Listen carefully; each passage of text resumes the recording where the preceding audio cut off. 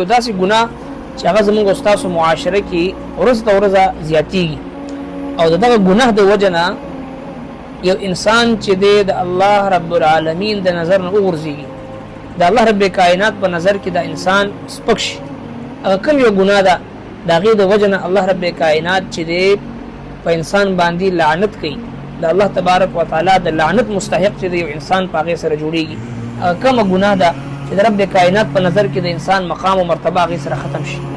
او هغه کومه ګناه ده چې د هغې د ګناه د وجه نه فرشتې د انسان نه نفرت کوي او د انسان نه لرې لاړ شي فرشتې د خواته نه راځي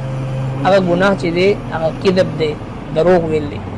نن موږ تاسو معاشره کې ګورو چې وړو وړو خبرو باندې معمولی خبرو باندې معمولی مفاداتو دپاره موږ تاسو چې دروغ وایو حالانکه الله رب کائنات فرمایي چې لعنت الله علی الکاذبین دروغجنو باندې د الله لعنت وي ویل یومئذ للمکذبین هلاکت دی په دغه ورځ باندې د دروغجنو دپاره د تکذیب کوونکو دپاره د دروغ ګڼونکو دپاره نو تکذیب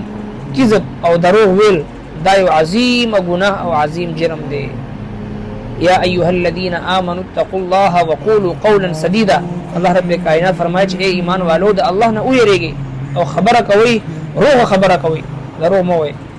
یا ایها الذین آمنوا اتقوا الله وكونوا مع الصادقین ای ایمان والو د الله نه ویریږئ د رښتینې خلکو معیت او ملګرتیا اختیار کړئ یعنی صداقت یو داسې بهترین صفت دی چې کله یو مسلمان کذب او دروغ پرېږدي او صداقت اختیار کړي د حدیث پاک مفهوم دی چې یو انسان رښتیا وای تر دې پورې چې یو داسې کتاب کې دی صادق ولیکلی شي چې هغه متاویدل بیا نشته دی دغه شانتي یو سړی دروغ وای تر دې پورې چې د الله رب العالمین په نزد باندې په یو داسې کتاب کې دی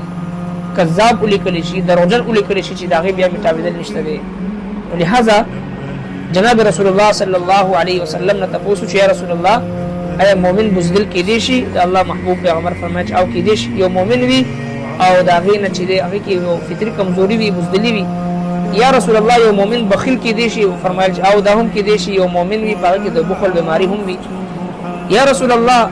مؤمن دروغجن کې دی شي د الله محبوب پیغمبر فرمایي چې هرگز نشي کېدی